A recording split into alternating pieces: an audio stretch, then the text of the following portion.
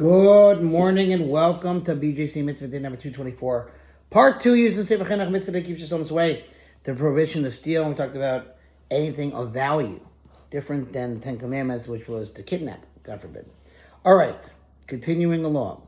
The Chinuch cites support to this assertion that it's still biblically prohibited to steal, even with the intent of returning the stolen item.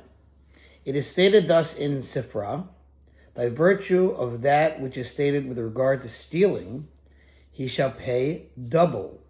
We have learned the punishment for stealing, i.e., one is punished by having to pay back double. From where, though, do we derive the scriptural injunction against stealing? The Torah therefore states from Leviticus, you shall not steal. These words teach further, you shall not steal, even if only with the intent of upsetting the owner of the object after which you plan to return it.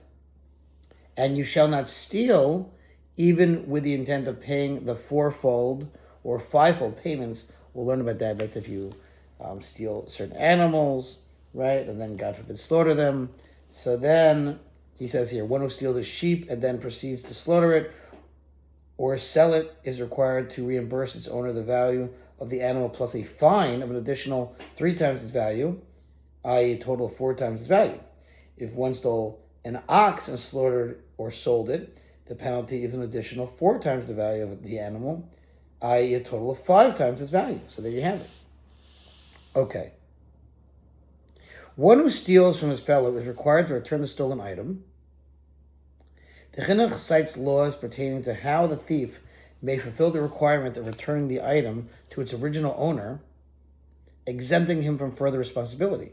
Also included among the laws of this mitzvah is the law with regard to one who stole, for example, a selah, a large silver coin, from the wallet of his fellow or from his house, and then returned the stolen item to its place, with the owner's knowledge or without his knowledge. What the law is with respect to whether this thief would be responsible if some loss were to occur to the item after its return.